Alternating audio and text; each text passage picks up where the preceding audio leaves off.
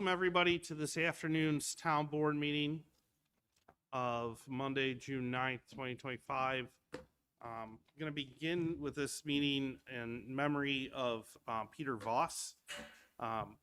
Peter Voss was a member of the Snyder Fire Department, active life member of the fire company and dedicated first responder for 36 years of service. Pete previously served in the Cleve Hill Fire Department prior to joining Snyder in 1989. The department wishes to extend their deepest condolences to his family, including his daughters and his son-in-law, and also an active member of the Snyder Fire Company. With that, like I said, we'll proceed with his memory this evening or this afternoon. And I would ask everybody, please rise for a pledge of allegiance. I pledge allegiance to the flag of the United States of America and to the republic for which it stands, one nation, under God, indivisible, with liberty and justice for all. Ask our town clerk to please call roll. Supervisor Colpa. Here. Deputy Supervisor Lavin. Present. Councilmember Berger. Here. Councilmember Zuccalla. Here. And Councilmember Marinucci. Here. First item on the agenda is the approval of minutes from Tuesday, May 27th, 2025. I'll motion to adopt those as they appeared. Second. All in favor? Aye. We have two proclamations this evening. One is I don't have the Juneteenth one. by Deputy Supervisor Lavin. I'm going to let him read that proclamation. Thank you, Supervisor. My family just recently became part of the Matthewson McCarthy baseball group on Worley. And as you get to know some of the people who run that organization, you're often just kind of humbled and floored by the passion and the dedication and the volunteers who consistently show up, do what's asked of them. They don't have kids who play at the fields anymore, but the families consistently volunteer, get the fields right. We've had a brutal May for rain. They were there day in, day out so kids could play Little League baseball. And he in no way, shape, or form wanted to be recognized because he doesn't do it for those reasons. But I was so floored, I just wanted to create this proclamation for him. So I'm going to read it for the record and present it to him privately. So this is honoring David and Crystal Quinn from the Matthewson McCarthy Baseball Little League. David Quinn is the field maintenance coordinator for the Matthewson McCarthy Baseball Organization, going above and beyond expectations, rising as early as 5 a.m. throughout the baseball season to dry, prepare, and 5 baseball diamonds. Crystal Quinn, with equal dedication, supports and helps David with selfless commitment, creating a welcoming and supportive environment for families and players while helping sustain the league's operations through her volunteer efforts. And the contributions of David and Crystal Quinn exemplify the very spirit of volunteerism and community pride that define the Matthewson McCarthy baseball and the greater Amherst community. Thank you. I'll just add to the mix that I had a chance to coach against David in years of senior league ball, and his teams were extremely well prepared, and he was very difficult to coach against, but it was always a real joy, and he does a wonderful job over there. Next, there's a proclamation for Juneteenth by Councilmember Marinucci. Thank you, Supervisor. Juneteenth is a day to honor the bravery, perseverance, traditions, and achievements of African Americans, as well as helping instill a sense of heritage and pride in Black youth. Juneteenth is also a time to acknowledge and pay tribute to African American culture, art, music, food, and customs, which further strengthens our nation's and community's social, cultural, and economic foundation. The Amherst Town Board recognized Juneteenth, and we ask residents to come together as it is a time for reflection, education, and community engagement, highlighting the ongoing pursuit of equity and justice. And I just wanted to let everybody know that this year will be the 50th annual Juneteenth celebration in the city of Buffalo. It will take place as usual at MLK Park from June 14th to June 15th. Additionally, the Village of Williamsville Arts, Cultural, and Diversity Committee will have their own Juneteenth celebration from 12 p.m. to 5 p.m. on Saturday, June 21st, 2025 at Island Park. There will be live music, African-American food, and fun for the whole family. I'll be there. And additionally, Juneteenth is a national holiday and is observed by the town of Amherst, so Town Hall will be closed next Thursday in observance. Okay, thank you. I just want to announce at this point that following the board meeting, since this is an afternoon board meeting, we will adjourn to executive session and discuss personnel matter related to an individual. The next item on the agenda is public expression. I'm going to motion to open public expression at this time. Second. All in favor? Aye. You have a list. I'm going to take the list first. Dan Gagliardo.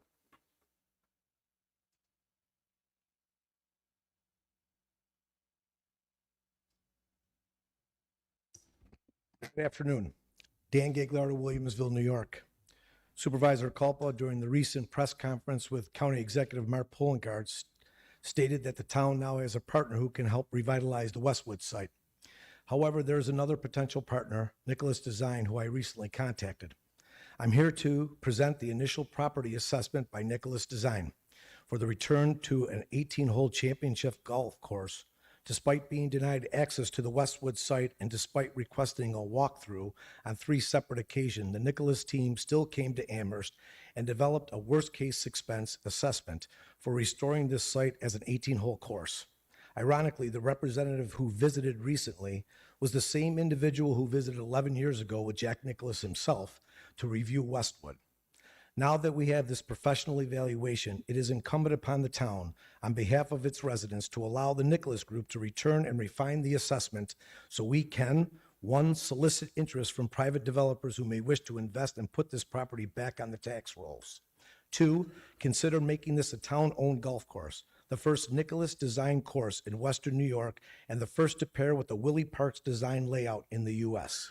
We already have $3.7 million allocated by the county and another $3 million recently approved by the county, so that can be used towards this vision. Number 3, review and compare this plan to the county's proposal so the residents and taxpayers understand our full set of options. If you had truly listened to the residents in the first place, you would have heard a consistent message. Many believe this property should remain an 18-hole golf course with development limited to the adjacent Audubon area, not repurposed for other uses. This could have saved the town potentially over $30 million in taxpayer money earmarked for the Amherst Central Park concept, which included Westwood. This issue encapsulates many of the concerns residents have voiced about how you and Deputy Supervisor Lavin have handled this matter. Lack of transparency. Residents were excluded from meaningful discussions over the past year and first learned of the county's interest at a press conference less than 2 months ago. No clear financial outline. Unlike the detailed Nicholas Group assessment I am presenting to you tonight, the town-county proposal has no formal breakdown of costs or long-term implications. Unnecessary urgency. The rush to finalize a plan seems to ignore alternative and perhaps better possibilities, which would include the Nicholas assessments which you now have. I respectfully request on behalf of the taxpayers, the town invite the Nicholas Group back to do an actual on-site property evaluation in order to refine their initial assessment. These are real, viable choices, and our residents deserve a full evaluation by town officials of all possibilities before determining the future of this site. Finally, I want it to be clear, we do not give up home rule. I support pursuing a designation that would make Westwood an inalienable land, protecting it from inappropriate development for generations to come. Thank you.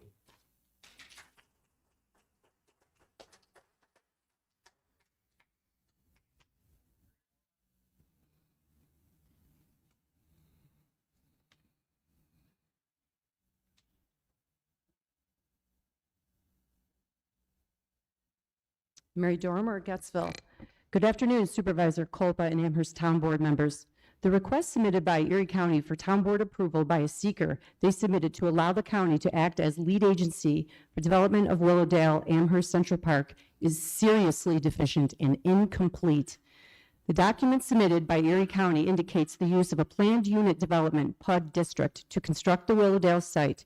There is no approved PUD for Willowdale, nor is there any approved conceptual site plan required by town PUD codes that show or evaluate a 9-hole golf course to be located at 772 North Forest Road. The only approved PUD for that location is for Amherst Central Park, and that approved concept plan does not include any golf course or facilities. Planning board approval of any new conceptual plan is absolutely required by town PUD codes. Significant changes or amendments to an existing approved PUD requires public notice, public hearings, and a new planning board approval. There has never been a seeker review performed either by the town of Amherst or Erie County that evaluates the potential negative economic impact of locating a new public 9-hole golf course in very close proximity to the existing 9 and 18-hole Audubon public golf course that are funded by Amherst taxpayers alone. A seeker evaluation for the potential negative impacts to town golf courses and town taxpayers is the town board's responsibility, not Erie County. In 2019, this board unanimously alienated 93 acres of the Audubon Complex Parkland in order to sell or develop commercial property on those acres. In 2020 and 2021, the town board unanimously approved resolutions to coordinate with AIDA to create a project increment PIF district for the UBMD site plus 52 more acres of the alienated parkland for development. You voted for a plan to eliminate 9 holes of the Audubon course, softball fields, baseball fields, and football fields, and to replace that area with high-density, crammed, 5-story commercial buildings. You created the Amherst Central Park Infrastructure Fund in coordination with the town of Amherst, AIDA, and Sweet Home High School districts, and required all property owners developing parcels for commercial use in the PIF district to sign AIDA contracts for the redirection of Sweet Home school taxes and town property taxes into this fund, including UBMD.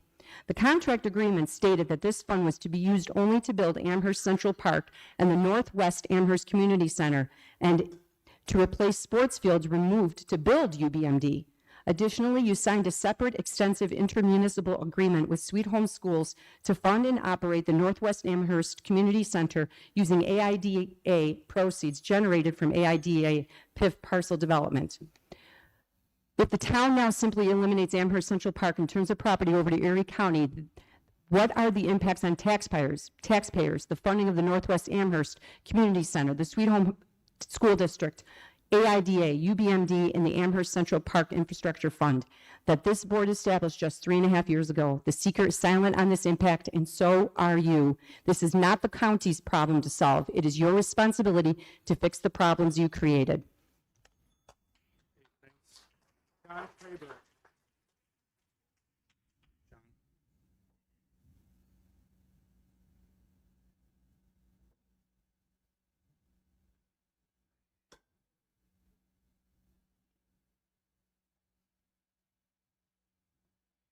John Traber, 234 Mount Vernon. I just want to finish up a little bit from Ms. Dormer's presentation. It appears that circumstances have changed. The proposal for Amherst to turn over the Westwood property to Erie County is entirely different from the original planned unit development, or PUD. If we are correct, according to the town code, any major modification to a PUD must have a new conceptual site plan and must go before the planning board and requires public notice with a public hearing. Was this done?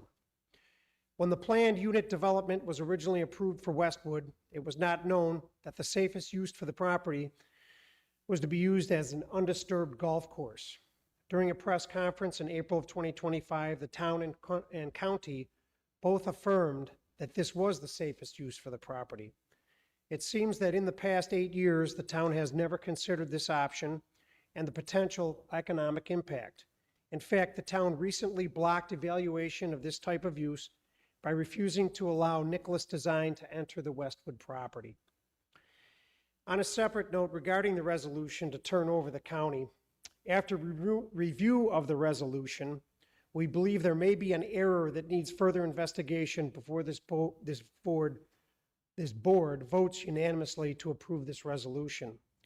Section B, Government Approval, Funding or Sponsorship, Section 1, asks if the project is within a coastal area or a designated inland waterway. The answer marked on this form is no, which may be incorrect, as Ellicott Creek is designed as an inland waterway.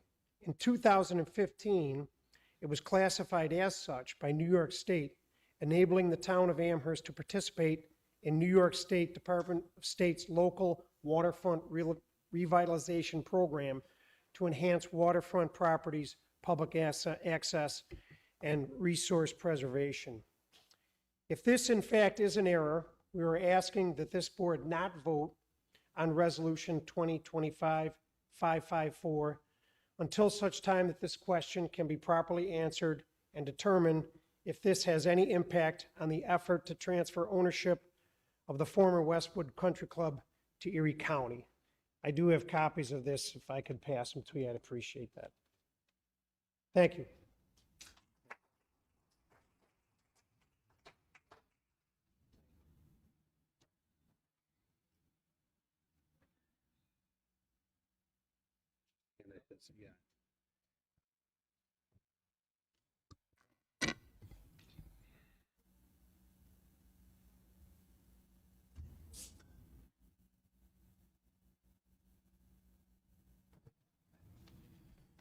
Good afternoon, Supervisor Copa, Deputy Supervisor, and Town Board members. My name is Andrea Morganti, and I reside in Gettsville. I wear many hats. I'm a wife, a sister, a friend, and a member of the Amherst Concerned Citizens Group. But today I am here as a proud and concerned Amherst resident. Town Board members, I just want to remind you that the Amherst residents are vigilant and do research. Now I want to take you back to the infamous date of July 2nd, 2020. Remember that Amherst Central Stakeholders Wrap-Up Workshop. It was a presentation by Dover Cole that was held via Zoom for over an hour.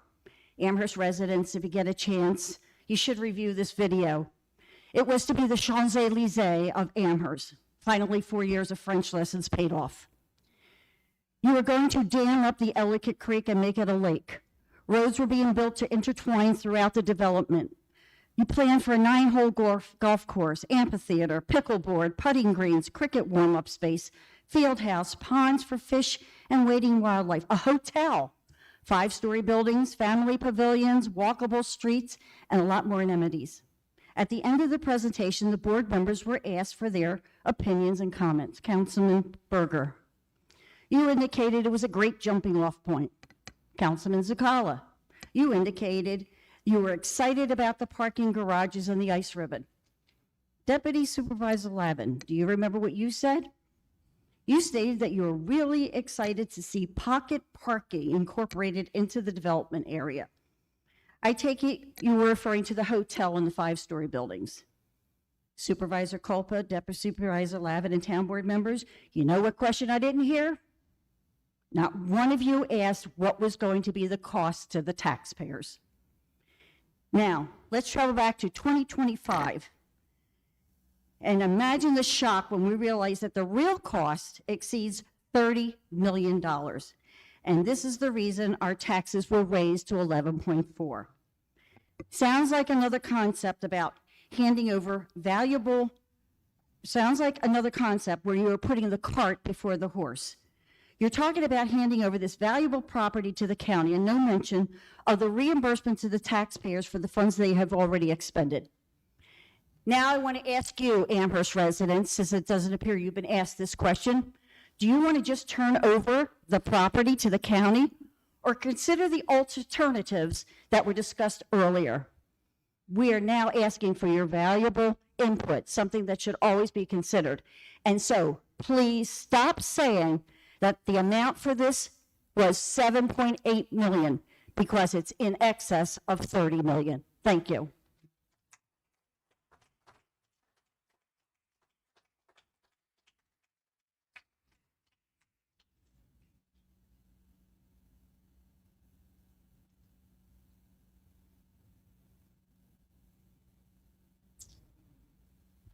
Good afternoon, Bill Blake, Fairlawn Drive. It's been a while since I've been up to the podium, so I'm a little unprepared. No, I'm not unprepared. But I'd just like to make a brief statement about what has just been presented. I believe it's incumbent on this board to provide the residents with a full financial disclosure on what has been borrowed and spent up to this date on Amherst Central Park and the Audubon Recreational Complex. I think the analysis should start at 1/1/2019 and go through today. I also have watched the July 2nd, 2020 Amherst Central Park workshop done by Dover Cole. It was a wonderful presentation. You could not get excited about what could be the possibilities. But as Andrea just said, there was never any mention about where the money was going to come from and what the potential cost would be. Just think about the Bills Stadium. They didn't break ground on that stadium until they had confirmed financing. Here, we put the plans in motion. We started borrowing. We moved baseball fields, football fields. We extended roads. And then these two little groups, these nuisance groups, the Fairways Group and the Amherst Concerned Citizens, threw a monkey wrench into the plans to put the museum and the theater. It's really a situation that it's the cart before the horse. We should have had financing firmly in place before we started to spend any money on this project, and clearly that didn't happen. So I would ask this board to do the right thing and provide the residents with the true costs up to this point on what has been borrowed and what has been spent before we turn any property over to the County of Erie. Thank you.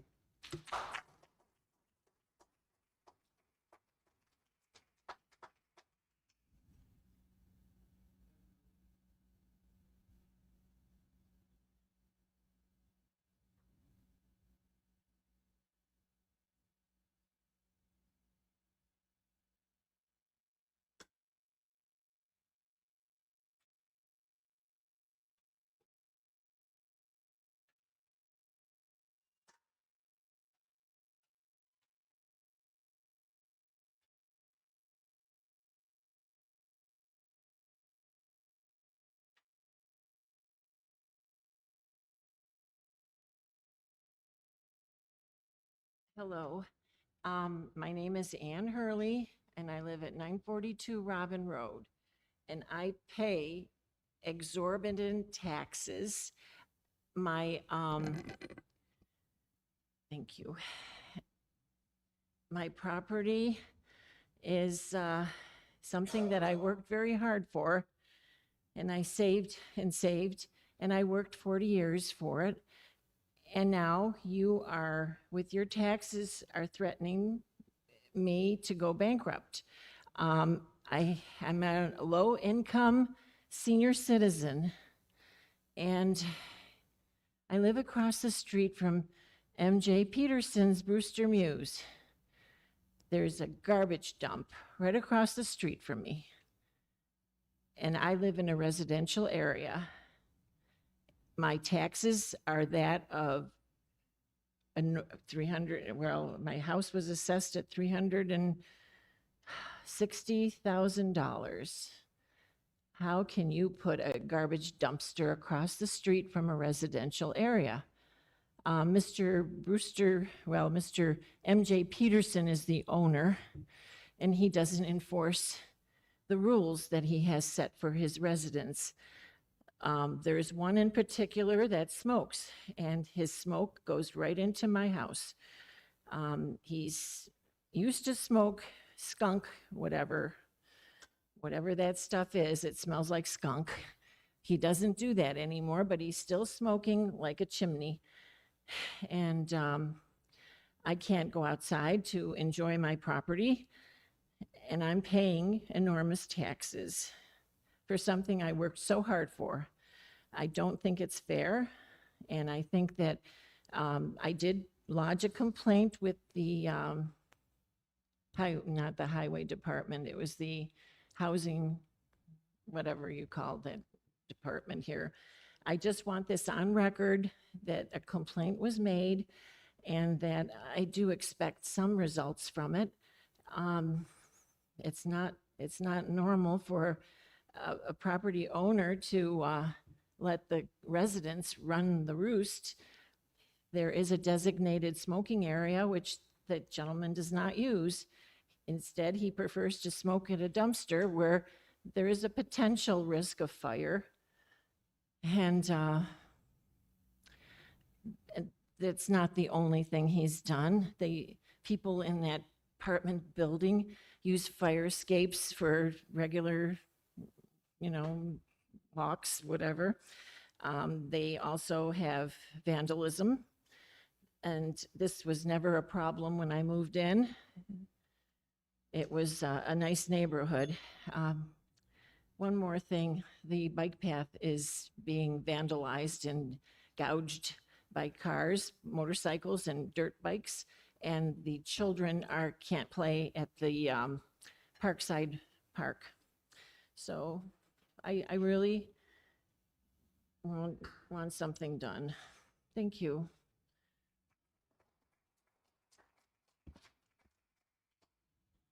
Okay, is there another list?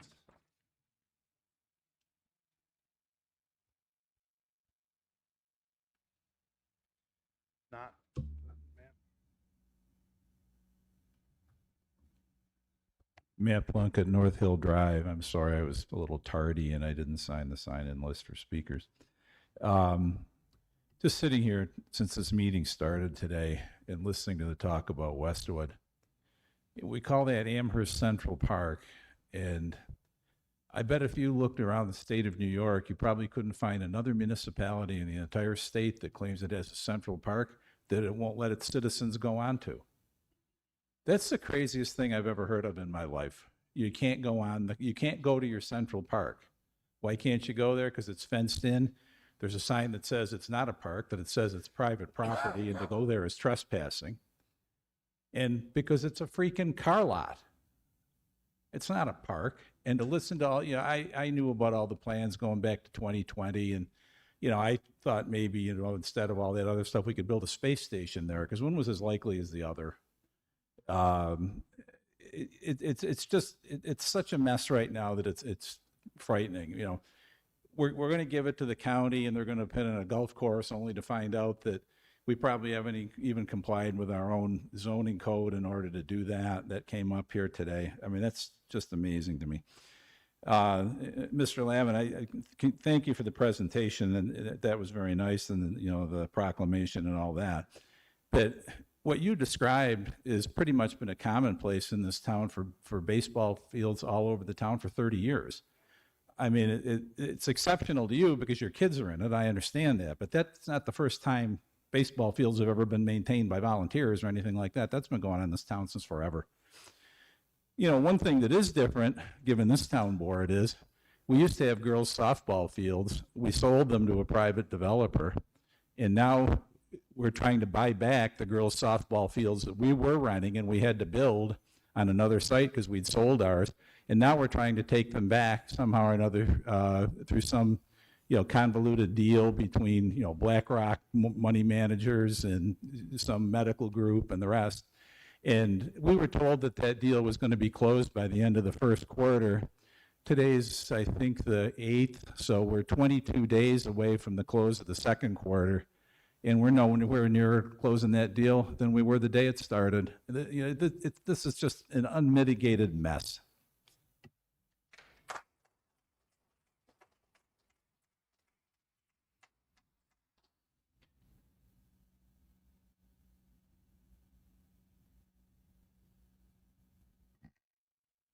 Jane Cox, Harlem Road. Since everybody's talking about Westwood today, it occurred to me, I'm sure a lot of people would like to know, what is the plan for the cars that are parked there now? Where will they be moved to? Sheridan Drive is full of car dealers and full of parked cars at the car dealers. How many cars are we talking about, and when will they be moved from the site? Thank you.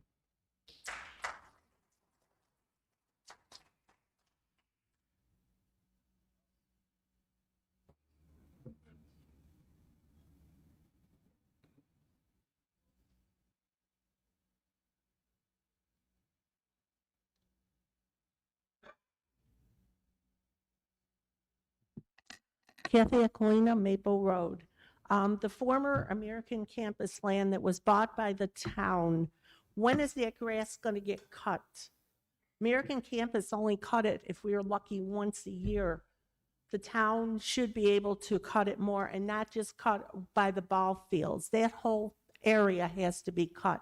And also where the Westwood comes out on the Maple Road on the south side, that grass hasn't been cut. Mensch never cut it. At least the town can cut it. It took me a long time by that highway department. There was a sign there about beautiful Amherst. It took me a long time to get that sign taken down because that is not a beautiful area. It looks like a dump. And then the former American campus, the town bought the land for UBMD. The town is working with the developer to get that sports complex. When is UBMD going to buy that land, and why aren't they working since they want the sports complex? I'm sick and tired of your vision, Brian. You need to listen to the people, and if you want to save some money since you're on such a big spending spree, the old ball fields, why aren't the lights out there? Those lights are on sometimes all night. They're on during rainstorms, snowstorms. At least save a little money by yes. You want to see pictures? I took pictures. Yes. Thank you. Okay.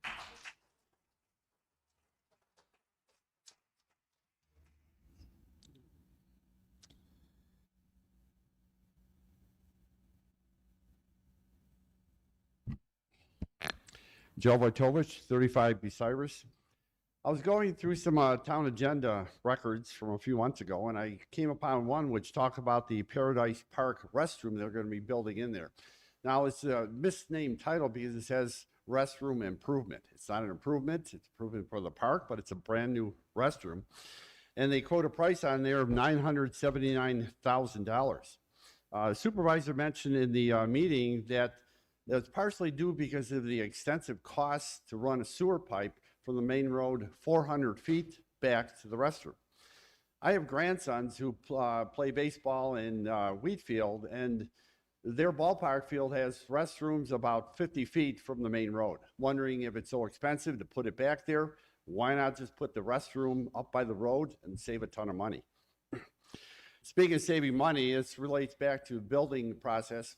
Last year, the town spent $150,000 to put roofs on 6 park pavilions, about $20,000 per roof. Later that year, I had my house re-roofed, cost $10,000. I asked the roofer how much it would cost to do the roofing on these pavilions. He said maybe about $4,000 a piece. But for some reason, the town was paying $20,000 for each roof.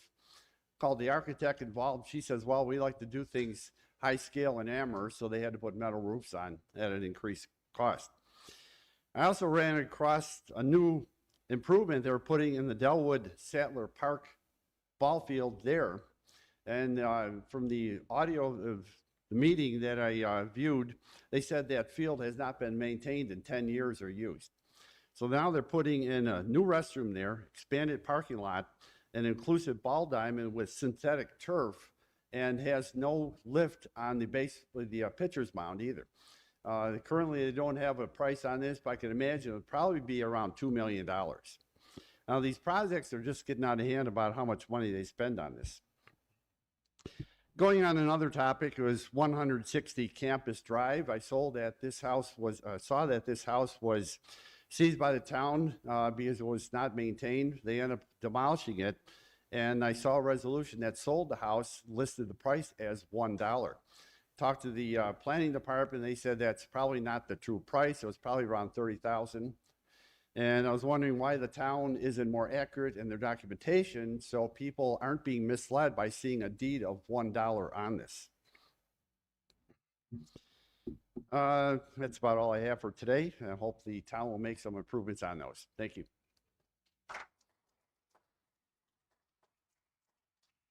Anybody else?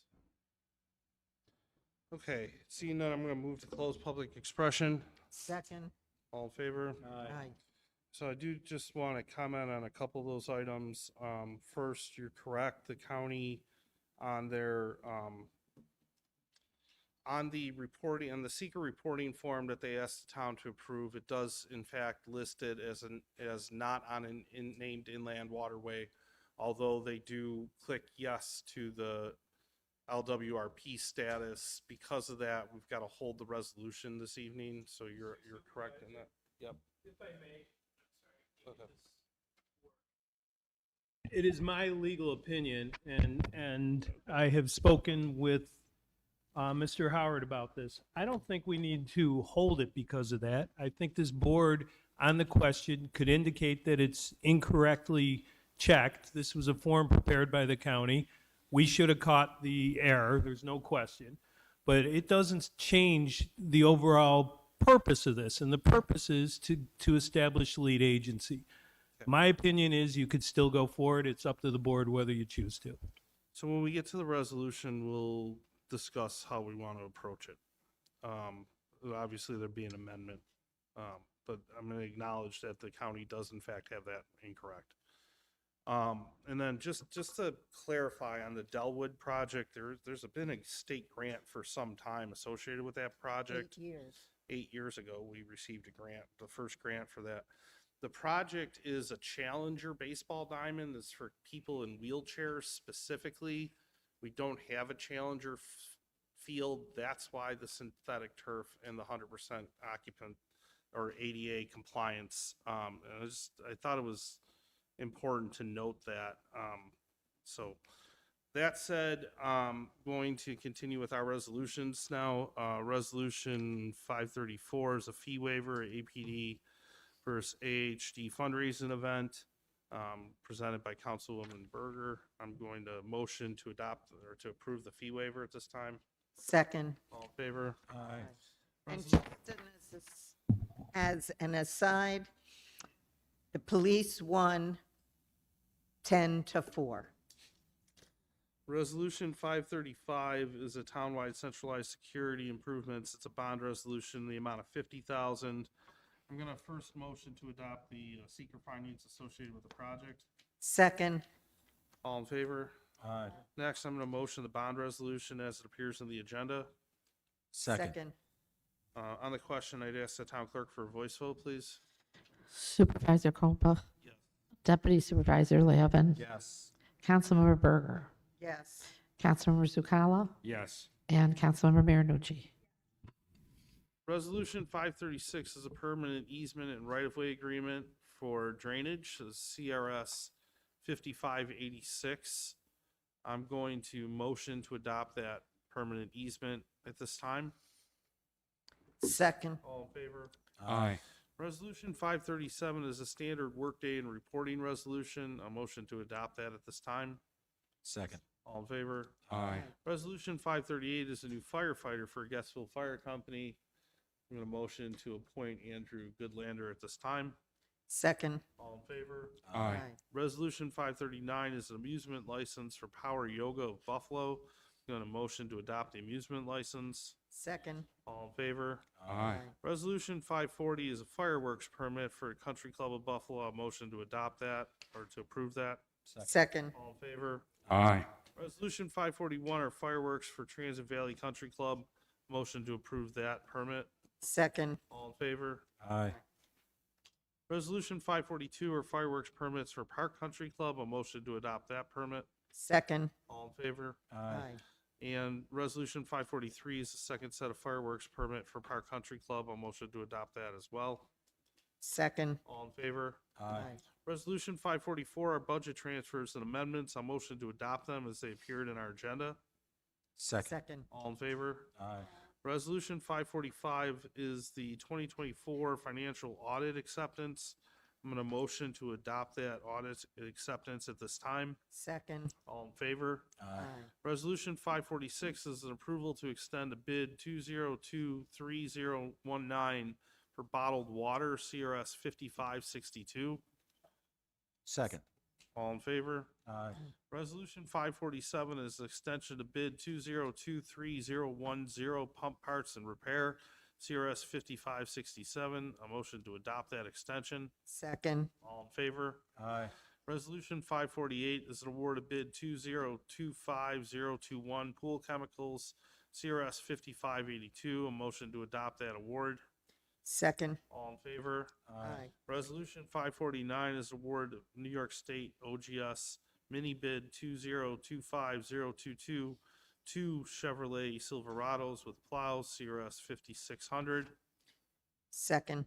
Motion, all in favor? Aye.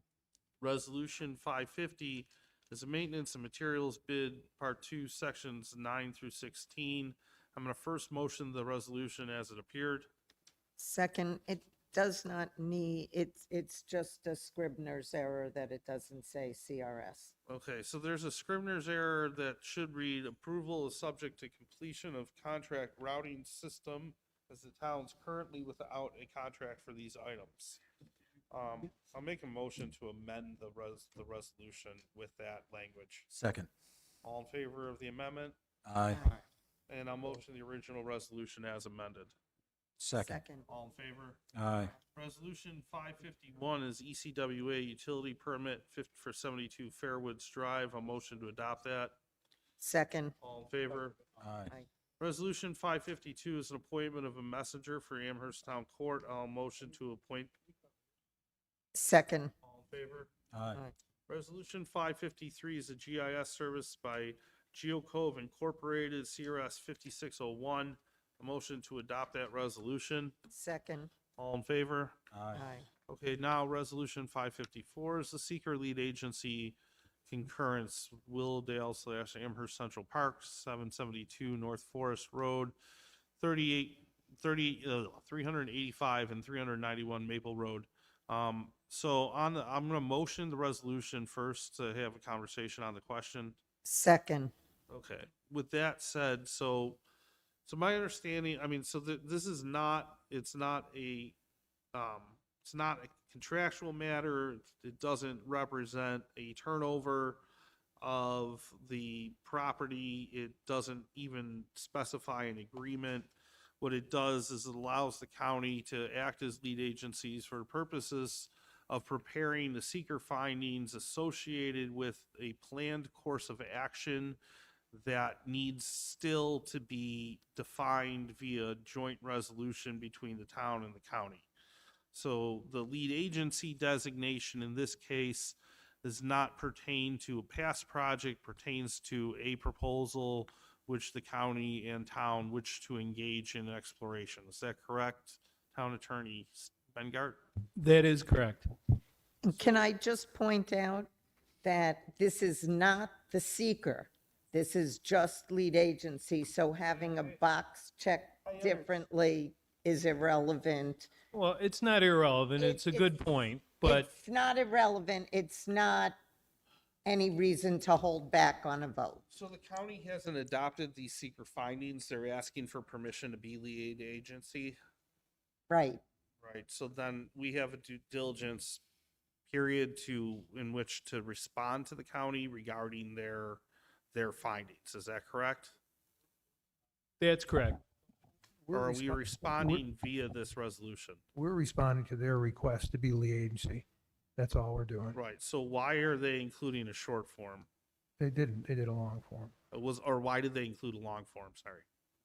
I can't answer that. They probably just wanted to cover their bases all the way around. The bottom line is, this response will be noted as incorrect when we respond to the county, and I suspect they'll change the form and move forward.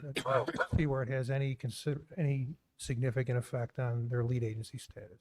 I have a question. Will the seeker come to this board to review? The long form eventually. It should, yes. Can we make that clear in any communications with the county? Sure. We'll make sure they understand that the town wants to be involved as much as possible in the environmental review. And we'll make sure a copy of the minutes are provided to them, so not only that will be covered, but the error in the box they checked. So much in the same way that people have asked for continuity of planning, in order for the county to move forward with building a plan, they need, in order to do that, they need to have a lead agency status. Is that correct? That's correct. So my question to the board then is, there's certainly an error acknowledged, but we're not voting on adopting or even authorizing or the long form today. What does the board want to do? There's currently a motion on the table to approve the resolution. on the question? Fine to approve. One of the clauses in the resolution says that we reviewed the long form, and if we find an error in it, I mean, I would at least like to edit the resolution as such, just because I know it's not a resolve clause, I know it's just a whereas, and maybe we want to strike it in total, but if we're saying we reviewed it and we're essentially approving it, and then we know there's an error at minimum, if we're only consenting to them being lead agency, still intend to be involved. Obviously, we don't have the intermunicipal agreement at this time. There's many things to come forward with this action. We're solely consenting to them as the county as lead agency status. I don't think that even reviewing the environmental assessment is necessary for this resolution. Yeah, I get it, but the resolution's prepared in such a way that it says that we've acknowledged the EAF or the long form, right? So So can we amend the resolution?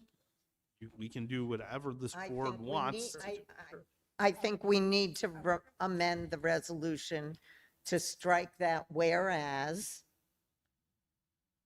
that Angela just referred to. The third whereas. Whereas, and I'm looking to see if there's anything else. No, the other two whereas clauses refer to the intended plan as well as an eventual intermunicipal agreement. Yeah. If If, we can concur So with them. there's a assuming- motion to amend. Second.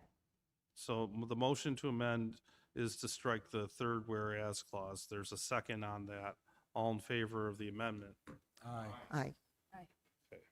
Now, on the original resolution as amended, a motion to adopt the lead agency concurrence as amended. Second. All in favor? Aye. Any opposed? Resolution 555 is an auction of police department surplus equipment. I'm going to motion to adopt that resolution. Second. All in favor? Aye. Resolution 556 is the Erie County Senior Services CSE/CM CRS 5568. Any questions regarding the resolution? Any reason to withhold it from consent? Nope, sorry. That's a work session habit. I'll motion to adopt the resolution. Second. Is there any, or I'll do it again. All in favor? Aye. Man, I just You wanted got to us do all that flustered I don't- now. Any opposed? Okay. Sewer Plant 16, Resolution 557 is an auction of WPCF division vehicles and surplus equipment. Auctions International Incorporated. I'll motion to adopt the resolution to consent to the auction. Second. All in favor? Aye. Resolution 558 is the WPCF-OSHA required safety certification training for Duval Safety Equipment Incorporated, CRS 5569. Any questions regarding the resolution? Any reason to withhold it? I'll second your motion. Doing it again. All in favor? Aye. Resolution 550, after 8 years of reading resolutions and asking for a consent agenda. Resolution 559 is the West Side Interceptor Relief Pump Station Utility Pole 3826, relocation by National Grid, CRS 5610 for the town of Amherst, job number 2019.038. Any questions regarding the resolution? And I second the resolution. All in favor? Okay, Resolution 560 is a payment and vendor invoice for Temp Press. I'll motion to adopt the resolution. Second. All in favor? Aye. Resolution 561 is the Northtown Center Water Treatment, CRS 5465. A motion to adopt the resolution. Second. All in favor? Aye. Resolution 562 is Evaluation Services, CRS 5627. A motion to adopt that resolution. Second. All in favor? Aye. Communication 53 is a request for a public hearing on 46 and 84 South Linden Street. I would recommend we grant that public hearing. Any motion to grant the public hearing? We don't need a. We don't. Yeah, I guess communications. We still do need to. It's scheduled. Okay. Any reason not to? Communication 54 is the Gettsville Fire Company fee waiver request. My recommendation is to grant the fee waiver request. I'll do that with a motion. All in Second. favor? Aye. Communication 55 is the Newman Center request for fee waiver. A motion to adopt that fee waiver. Second. All in favor? Communication 56 is correspondence from Sean Hopkins Esquire regarding 42 and 50 Dodge Road. I am requesting, this has been referred multiple times, I am requesting that resolutions be put on the next agenda. I am aware, we are working on it. I spoke to Mr. Hopkins earlier today. We have a meeting on Thursday regarding this. Okay, thank you. Communication 57 is correspondence from Sean Hopkins. So I'm going to recommend we refer that to the town attorney. Same as the communication 57 is correspondence from Sean Hopkins Esquire regarding 4780 Sheridan Drive. Again, I recommend we refer this to the town attorney and set a resolution date for next meeting. All in favor? Aye. Communication 58 is a notice of claim for Cincinnati Insurance Company's ASO Sherry Frost versus Town of Amherst. I'm going to recommend we refer this to the town attorney. Any reason not to do that? Second. All in favor? Aye. Communication 59 is a notice of claim for Shantae Favors versus Town of Amherst. Refer this to the town attorney as well. Second. All in favor? Aye. Communication 60 is a notice petition, verified petition for Mark DeJory versus Town of Amherst Zoning Board of Appeals. I recommend we refer this to the town attorney. Second. All in favor? Aye. Communication 61 is a summons and complaint for Nancy Kidder and Richard Kidder versus Town of Amherst. Again, recommend we refer this to the town attorney. Second. All in favor? Aye. And resolution 563 is private improvement permit 3156 water line 669 Youngs Road 2010.083A SP 2024-04. I'm going to motion to adopt the resolution and grant the private improvement permit. Second. All in favor? Aye. And next item is public expression. I'll motion to open that at this time. Second. All in favor? Aye.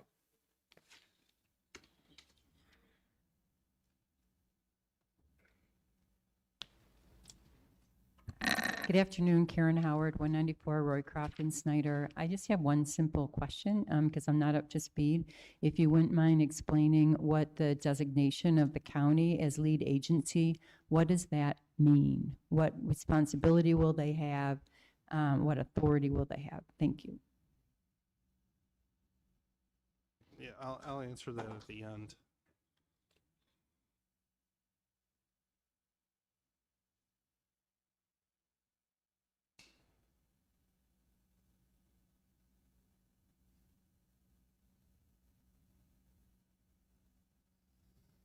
John Traver, Mount Vernon Road.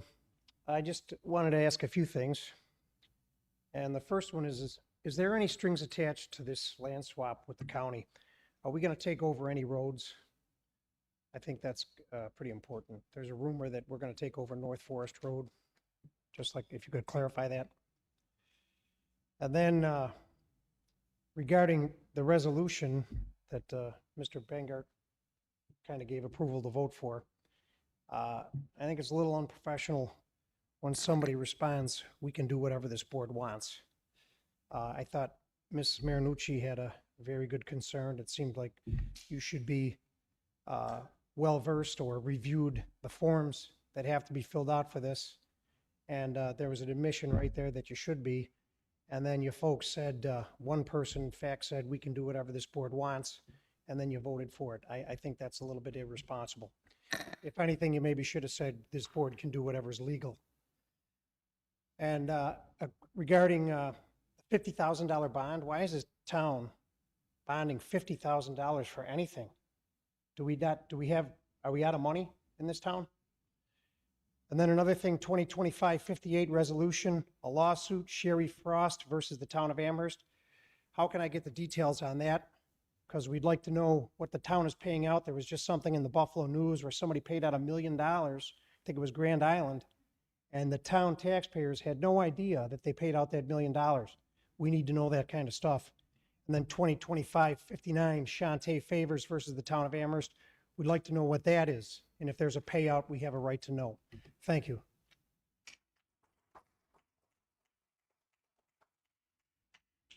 I'll answer some of those questions again at the end. Dave Howard, 194 Roycroft Boulevard. I'd just like to talk a little maybe about this emergency plan for the Bailey Avenue property. I was in that blizzard bringing my daughter back from work that I didn't want her to go to that day. And I mean, I understand you want to have an emergency area. I just don't see this as that beneficial. I mean, when these things happen, they're not going to be in front of Bailey. Everybody's usually what the problem is people in their cars getting stuck that shouldn't be out there. Me, one of them. It just seems like it'd be more useful. Like we have all these volunteer fire departments all over the place that would cover more of the town than just Bailey Avenue as a emergency shelter. And I'm sure when these things are forecasted, there's somebody going to be in those volunteer fire departments. I'm sure they can handle and would be open to handling emergency services for people that are getting stuck in their cars, that it's going to be bigger and better for the town than a Bailey Avenue emergency shelter. That's just my thought. I just think you guys don't, I'm not saying you don't, but I mean, we need to use the buildings that we have better. I mean, all these fire halls are beautiful. And for people to be there one night is not going to be a big deal for them. I mean, they probably have everything you need in them already. The other thing I want to talk about is the golf course. And I guess infrastructure in the town. We have people that come in here, their sewers are backing up, and we're trying to build all these things, and we're paying for university sports complexes, and we have so many other things that need to be fixed and properly maintained. We had a record rain 21 days out of 31 last month, and the retention ponds at the Amherst Golf Course are empty. The drainage is not working. We know that. We know that for a long time. That needs to be addressed. Now, do we want to do that at that course or the other course? I wish one thing that you do here, don't do this county project.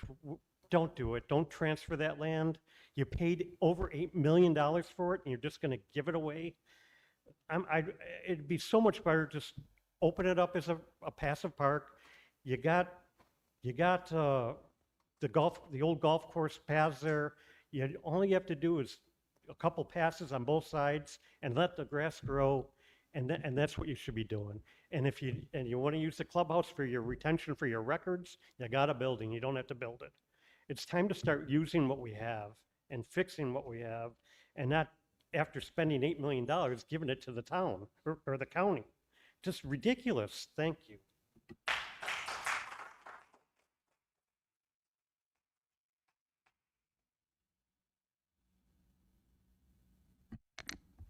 Matt Plunkett, North Hill Drive. I was listening to the litany of fireworks permits that were approved today, and it's damn pity that the town of Amherst doesn't have an application on there for their old 4th of July fireworks display that drew thousands of people to this town every year.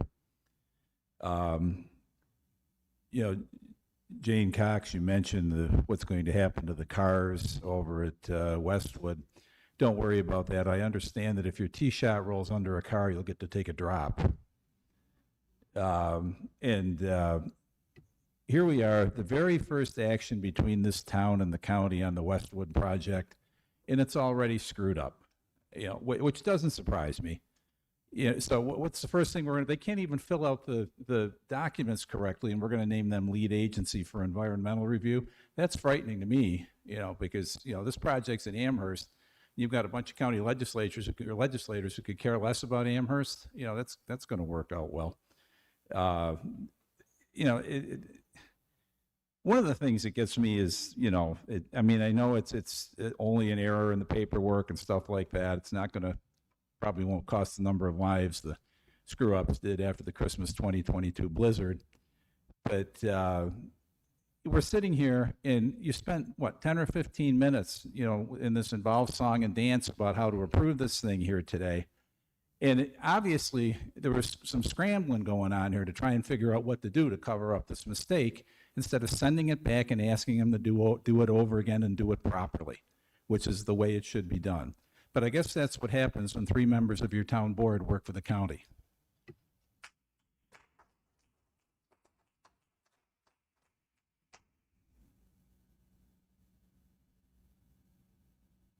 Do I need to put my name on the list?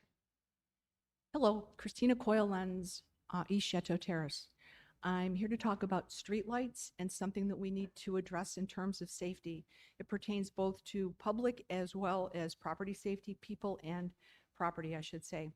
Friday night, I was coming home, pulled on Chateau, not a single streetlight all the way up on the west block. Turned right onto South, not a single streetlight on. And then I turned left onto East, not a single street light on our entire block. I reported it to the Amherst police because it's a safety hazard. There were people out walking. It was extremely dark, an incredibly dark night, in fact. And when I reported it, the officer was extremely thoughtful, very nice. He said, gee, you know, is there a power outage? He did a very thorough fact finding and he asked for my name and phone number, which I gave to him. As of last night, we still didn't have streetlights. And this is an issue. So if we have taken over these streetlights, we are also responsible for making sure that we have some sort of 24/7 support so that if there is an outage, there's an on-call person. These things are probably controlled through some sort of a central board, right? So that there's a system that's in place to assure the residents that their outages will not last for days. A night, fine, it's, you know, if it's one evening. But again, with the concern for property, in our area as well as people. I just thought I should bring that to you. Thank you. It goes to Chris. So here's what I did. I called the police and the gentleman on the phone said he would contact Highway. It doesn't go to highway. Okay, well, it's fine. right. It So goes then, to engineering, Okay. and there's a section on the So website. right. Well, so if I could interject, I know that because we've had enough problems that I've had to call. And I've spoken to the folks in engineering. I didn't correct the officer on the phone. But again, who's he going to call on a Friday night? He doesn't have an on-call person for outages of streetlights. Okay. So when I called this afternoon, they did tell me the name of a person who is responsible for correcting the lights. But what we don't know is if that person was notified. So tonight at 9:30, 10 o'clock, I'll be able to tell you if the lights are on. Okay. But really, we do need an on-call system for that because they shouldn't go days without being on. Thank you. If you find that they're not on, would you please contact my office immediately this evening? Tonight? Just call the Amherst, call the Amherst, just call the supervisor's office and at least leave a voicemail for it. So I should call the supervisor's If office they're and leave not a... on tonight, Right, no, just making sure that I know which number to call. I'll look it up online and I'll call if they're not on. Okay, thank you. Thanks very much. Okay. Anybody else?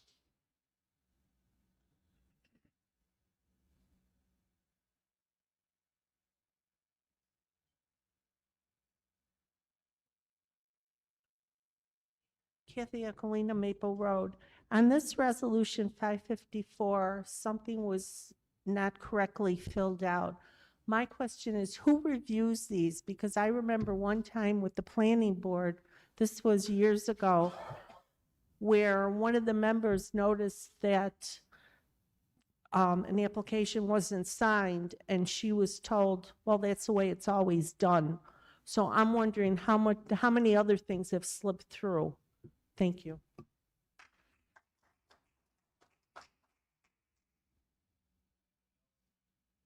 Seeing none, I'm going to motion to leave public expression. Second. All in favor? Aye. I'll just give a couple of answers. So the lead agency isn't an authority per se. What it acknowledges is that the county has a proposal that they are working on. And for the purposes of that proposal, they would like to be the agency that prepares final environmental forms. Ultimately, those are still subject to all the same reviews that all the other forms would be. That includes state, and that includes, in this case, the town, but they are they're just acknowledging at the front end of their project that they want to be responsible for moving forward. In that resolution, they should not have attached a long form yet, as a long form will come towards the end once they have a project that they're actually proposing, and that'll be subject to a seeker findings and evaluation. Nevertheless, they did attach one, and that's the commentary this evening. We usually have a work session. We did not have a work session tonight. Obviously, this is taking the place of a work session. So the conversation that you're hearing at the board table is similar to that we might have at a work session if something were brought up in those regards. When I use the commentary that the board can do what it likes, it's with regards to posturing a resolution. It is a board resolution at the end of the day, even though it's presented by the planning department to the board, and the board can certainly take whatever action it wants on that resolution. That's what that refers to, and I think that should be clarified. Wasn't a general overarching statement. Supervisor, Regarding- if I may, before you move on. So the resolution was allowing them to be the lead agency of the county. The town still remains a seeker-involved agency. We weren't approving the submission of that application. We weren't saying that application was accurate. We weren't doing anything there. We were approving the county to be the lead agency. The reason the resolution can go forward as such is because the application underlying was not necessary to the contents of the resolution, which is why I requested that whereas clause be struck, so that the county will now be the lead agency. The town of Amherst remains a seeker-involved agency as we go forward and figure out the next steps in the process. But that's why the application underlying, as the supervisor did say, wasn't pertinent to the content of that resolution. Okay. Regarding communications and lawsuits, those are lawsuits that have been recently filed. There are no actions. And when we settle lawsuits, they appear in our board agenda. Those are to be reviewed or in the process of being reviewed by our attorney. In some cases, we may motion to dismiss those. We don't know yet. Those are, like I said, those are incoming. And so, there is no action associated. You'll see settlements on occasion in the town board packets. Those are actions associated to a settlement. Regarding North Forest, they're not one and the same. The town board has asked for purposeful rebuild of North Forest north of Audubon and inquired about doing the signal at Audubon and North Forest. That is a plan that the town has. We control the signals on county roads, so it would be a town signal. But North Forest, when it crosses Millersport and then it crosses Audubon, becomes inhospitable to the amount of vehicle volume and development along the road. We would like to see it rebuilt. We have suggested or have inquired about whether the county would reuse one of its turnover policies. We were able to get Garrison Road in the village of Williamsville redone in the same format, and that's basically the county has a system where they will rebuild a road to the town's discretion and then do a turnover for maintenance. That is something that we are talking about with some intent, though not necessarily stitched at the hip to any other county project. Again, we think that there is a need to change and adapt that. It's outlined in a plan for Audubon area that we are planning to present in the near future to the community. That has been part of a community process for doing that plan and putting that plan together. Audubon is a town road, and we think that we're also in need of starting to change the infrastructure style there. That the Audubon is a road that maybe has outlived its useful purpose the way it's currently configured, and we need to actually add pedestrian realms and pedestrian crossings. North Forest has some of the same functions.